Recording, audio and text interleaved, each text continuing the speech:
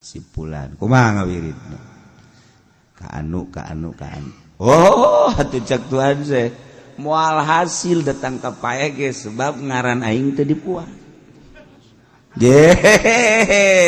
bejakeun aya tuh kuat atuh ngaran aing waduh kukuranana lamun nyana teu nyebut ngaran aing cek Tuhan teh wiridan mah wiridan we ngan moal aya kalasan